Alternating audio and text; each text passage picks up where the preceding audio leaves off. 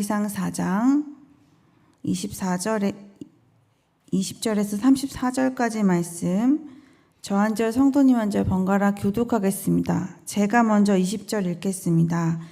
유다와 이스라엘의 인구가 바닷가에 모래같이 많게 되매 먹고 마시며 즐거워하였으며, 솔로몬이 그 강에서부터 블레셋 사람의 땅에 이르기까지와 애굽 지경에 미치기까지의 모든 나라를 다스림으로 솔로몬이 사는 동안에 그의 나라들이 조공을 바쳐 섬겼더라.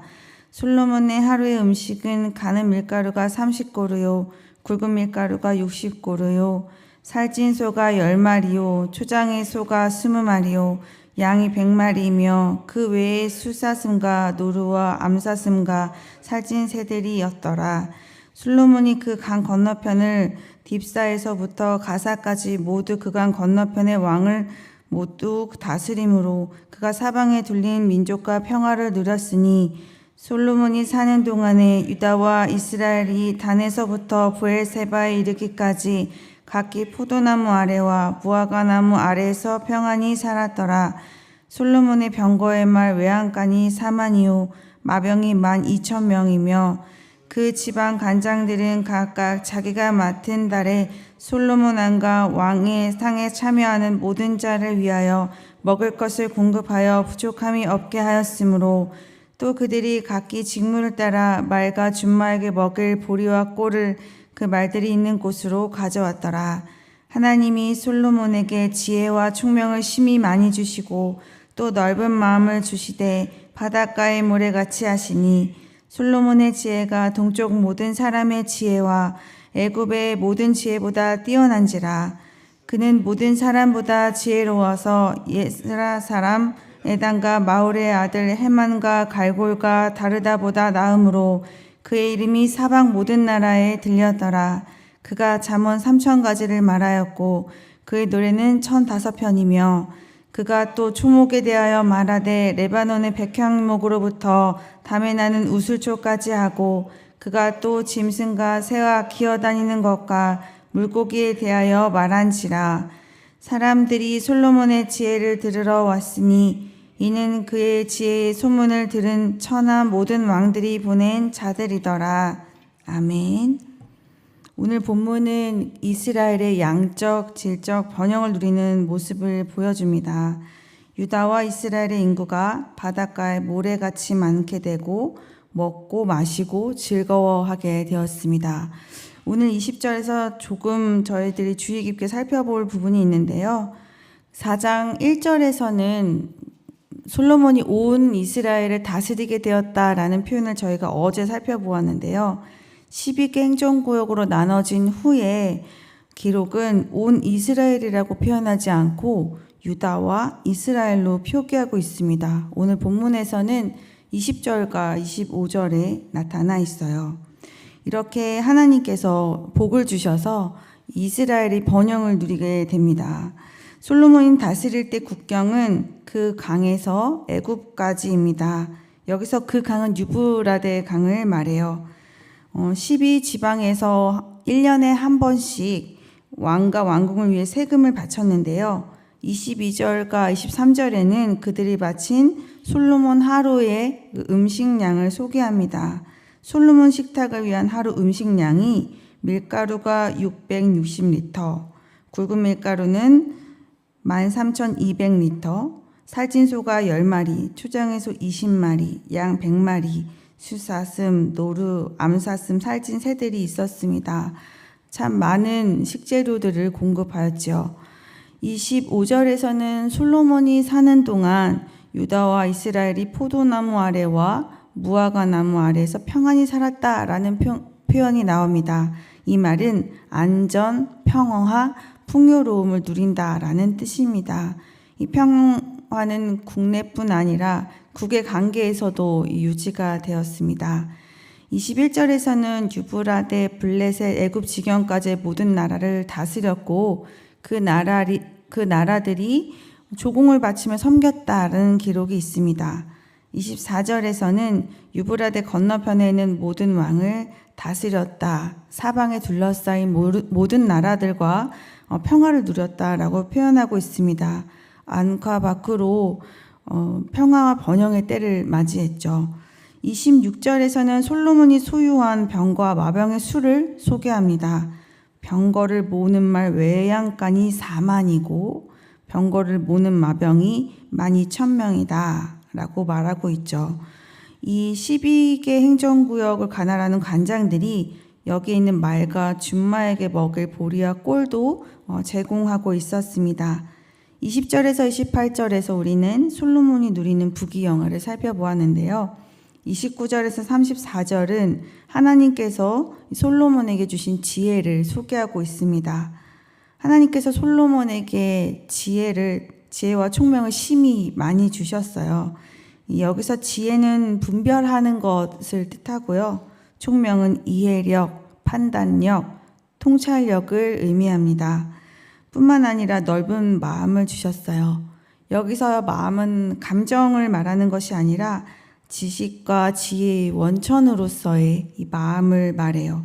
모래가 해변가에 넓게 펼쳐 있는 것처럼 솔로몬이 지식과 지적 능력이 광범위하게 가지고 있었다는 것을 저희가 살펴볼 수 있습니다.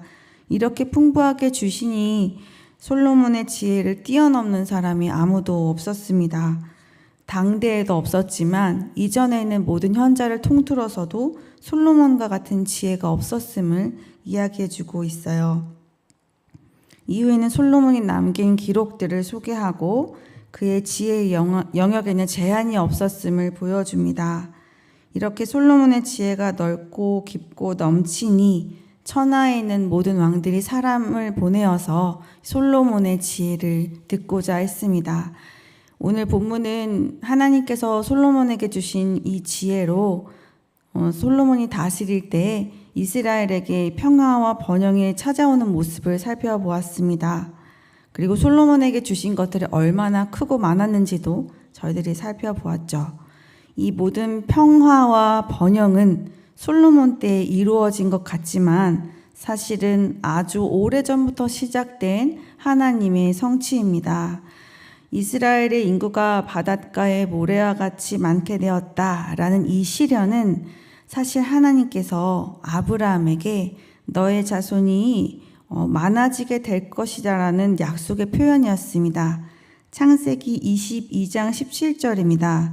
내가 네게 큰 복을 주고 내 씨가 크게 번성하여 하늘의 별과 같고 바닷가의 모래와 같게 하리니 내 씨가 그 대적의 성문을 차지하리라. 이때 아브라함에게는 아들 한 명밖에 없었어요. 이삭밖에 없었고 사실 아브라함이 이 말씀을 들었을 때에는 이삭을 번제로 바치라는 명령에 순종한 이후였습니다. 그런데 아브라함은 이 말을 들었던 것이죠. 또 솔로몬이 통치할 때 국경을 아까 우리가 살펴보았는데요. 그 국경이 하나님께서 아브라함에게 약속하셨던 그 땅의 경계와 같습니다.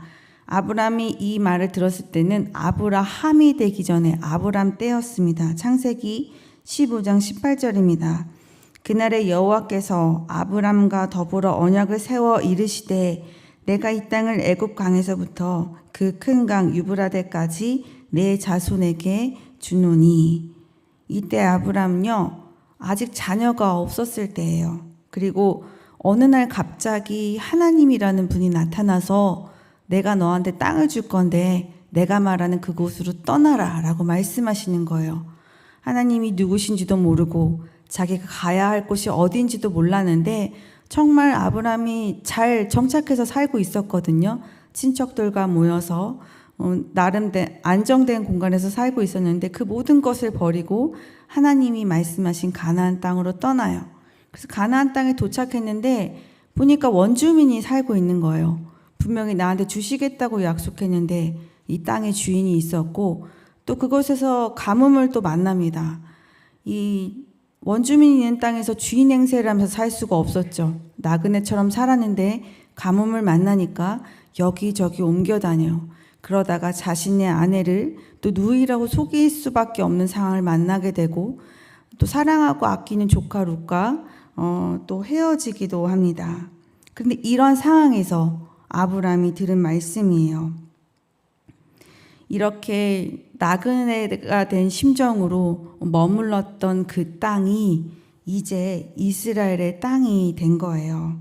하나님께서 이 약속하실 때 아브라함의 상황은 도무지 하나님의 약속이 이루어질 것 같지 않아 보였잖아요. 닿아 있는 영역이 하나도 없었어요. 그러나 아브라함은 그 약속의 말씀을 믿었죠.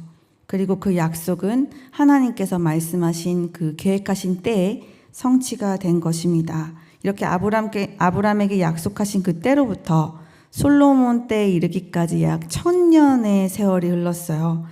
아브라함 때부터 솔로몬 때까지 이스라엘 백성들이 지나간 역사를 한번 훑어보면 이삭, 야곱, 또 애굽에서의 종살이, 또 출애굽 사건, 광야, 가나안 정복, 그리고 사사기, 혼란스러웠던 사사기 시대를 지나서 지금 이 시대에 이르게 된 것이죠.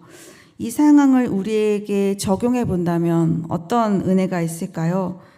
하나님의 약속은 언제나 소망이 가득 차고 또 우리에게 회복을 약속하며 영원한 생명을 담아서 우리에게 말씀하십니다. 지금도 우리에게 약속하시죠. 그런데 그 하나님의 약속이 지금 나의 삶과는 좀 연관없어 보일 때가 많이 있죠. 전혀 이루어질 것 같지가 않게 느껴질 때가 있습니다. 그러나 우리는 하나님께서 주신 약속이 이렇게 이루어지는 것을 오늘 말씀을 통해서 살펴보았잖아요. 우리도 믿음을 가지고 하나님께 나아가는 자들이 되었으면 좋겠습니다.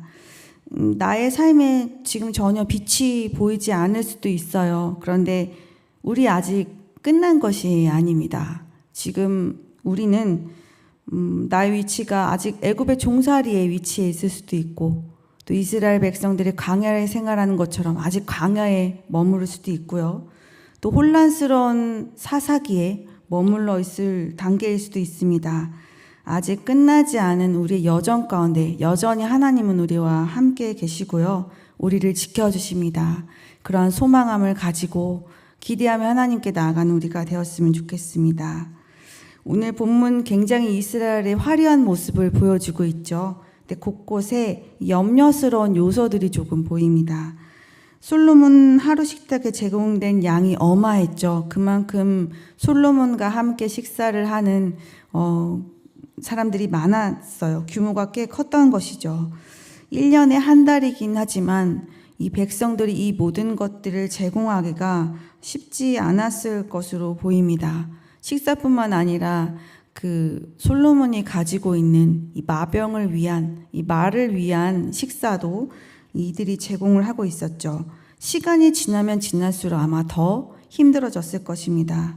그렇기에 이 조공의 명단에서 제외된 그 유다의 상황을 보면서 이스라엘 백성들은 불만을 좀 가질 수밖에 없었고, 우리가 초반에 살펴보았던 온 이스라엘이 유다와 이스라엘이 될 수밖에 없었던 원인을 제공하였다는 것을 우리가 살펴볼 수 있어요. 신명기 17장 14절에서 20절에서는 언약의 땅에서 왕이 다스리게 될 때에 이 지켜야 될 조언들이 조금 담겨져 있습니다. 이스라엘에는 원래 왕이 없었지만 하나님께서 너희가 왕을 세우게 된다면 하나님이 택하신 자를 너희 형제 중에서 세워라 라고 말씀하고 계세요.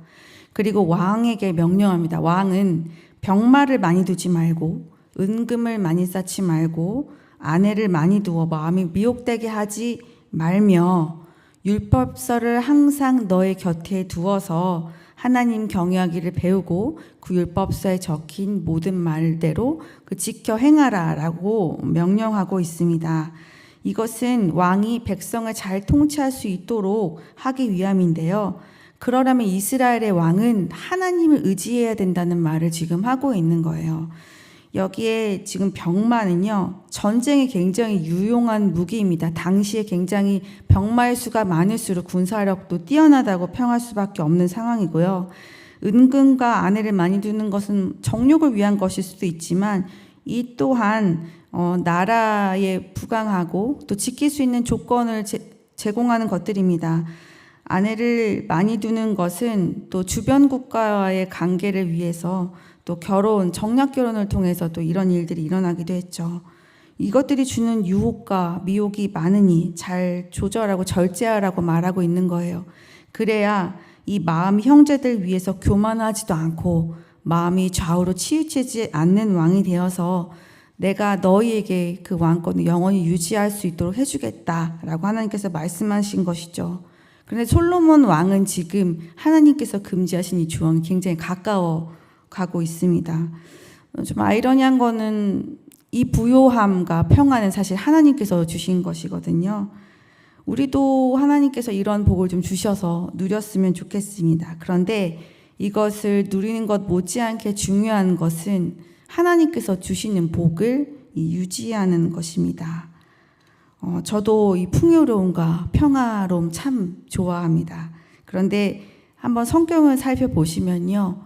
이 풍요로울 때 그리고 평화가 유지가 될 때 우리의 믿음의 선조들이 많이 실수하는 모습들을 우리가 보게 됩니다. 다윗 때도 그랬잖아요. 전쟁에 바쁠 때는 실수를 하지 않았어요. 근데 좀 여유롭고 좀 자신이 전쟁에 나가지 않았을 때 밧세바의 그 취하고 유혹을 당하는 모습을 우리가 보았죠. 우리의 삶에도 그런 평안함이 있었으면 좋겠지만 우리는 이 땅에서의 그 평안과 부요보다는 앞으로 하나님께서 우리에게 주실 그 하나님의 나라에서 누리게 될 평화와 평안과 부요함을 좀 기대하며 사는 우리가 되었으면 좋겠습니다. 오늘을 살아가는 것에 대하여서 하나님께서 주시는 것들이 있어요. 그것들을 바라보시면서 감사와 또 만족이 우리에게 있었으면 좋겠고요. 하나님을 기뻐하는 것을 또 추구하는 삶을 사는 우리가 되었으면 좋겠습니다. 하나님 우리를 향하여서 선한 뜻을 품고 계십니다. 그리고 그 일은 반드시 우리 삶 가운데 성취해 주실 것입니다. 그것을 기대하는 마음으로 기쁘게 오늘 하루를 살아가시는 성도님들 되시기를 진심으로 소망합니다. 함께 기도하시겠습니다. 사랑이 많으신 하나님, 은혜 주심을 감사합니다. 우리와 함께 하시고 우리를 지키시는 하나님, 우리를 향한 하나님의 선하신 뜻을 발견하게 하시고 그 뜻을 성취하시는 여호와 앞에서 소망 가운데 기쁨으로 살아가는 우리가 되게 하여 주옵소서. 오늘 솔로몬과 이스라엘 백성들이 누리는 부요와 평안을 살펴보았습니다. 이 땅에서도 누리기를 원하지만 앞으로 우리에게 허락하실 하나님 나라에서 누릴 부요와 평안을 기대하며 오늘도 승리하며 살아가는 우리가 되게 하여 주시옵소서. 감사드리며 예수님의 이름으로 기도드렸습니다. 아멘. 두 가지 기도 제목으로 기도하신 후에 개인 기도로 나아가겠습니다. 하나님의 약속을 기대하며 믿음으로 살아가는 우리가 되게 하여 주옵소서. 특별 새벽 기도에 많은 성도님들 함께하여서 귀한 은혜의 시간과 영적 성장의 시간이 될 수 있도록 함께하여 주옵소서. 함께 기도하시겠습니다.